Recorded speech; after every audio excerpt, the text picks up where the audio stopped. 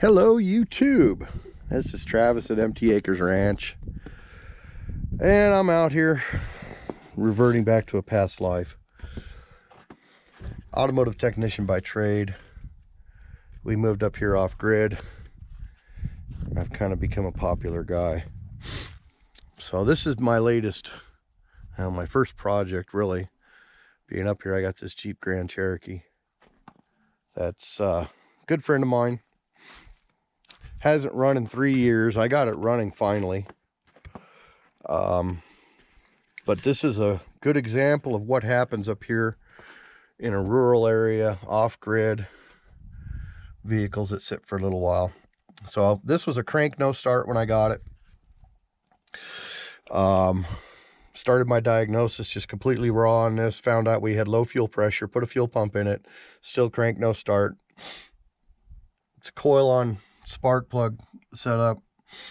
Ended up tracing back, and this one fooled me at first because I checked the cam sensor and crank sensor signals initially when I did the fuel pressure, and I thought I had the 5-volt reference signal and everything. I checked it down there, and I checked the crank signal back down there at the plug next to the dipstick.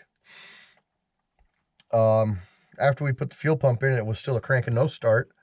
I backtracked and started really looking at things a little more in depth, and I found that the crank sensor wire harness had been severed, chewed clear through by a rodent, and when they chewed it, some of the frayed wires had bridged together and made it seem like I had crank signal out both sides of the sensors. Anyway, I digress. Put a crank sensor in this and it runs. So down the road, and then the owner tells me, well, the battery's not charging. So we did some checking out, and lo and behold, the battery is not charging. And we got a new alternator. All the connections here, you know, everything looks good.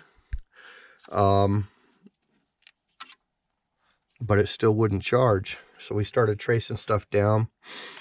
These two little wires that signal the alternator. We had a green and black, I think, and a blue and red.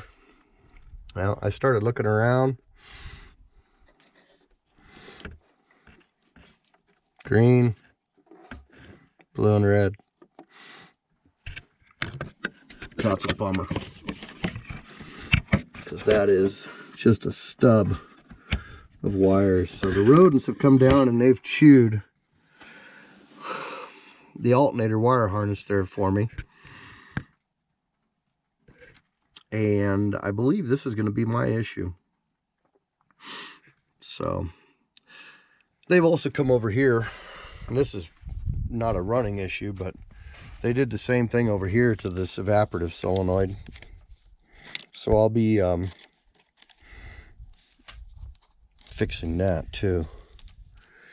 We got to get in there and just solder some new wires onto that. That's not a big deal. That's just going to cause a check engine light. So yeah, here it is, off-grid living. Love it. These vehicles sit for any amount of time, and the rodents will come in, and they just, if they're hungry, you can see that they've chewed every one of these ignition or injector wires, and the owners just kind of come in and put some silicone over where they chewed, but they chewed the tops of every one of those wires. They like I said, they severed all 3 wires of the crank sensor, and which is way back there. You can't even see it, which is why I was testing it from the connection down there. I guess that's the only place you can test it from, but I couldn't even see the wires, and it was severed like 2 inches past the crank sensor. So that was a by feel kind of thing, and I reached my hand back there, and I'm like, oh crap, these wires don't go anywhere, they're severed. And that's when my oh my god, I live off grid moment happened. So it's just another one of the trials and tribulations of living off grid.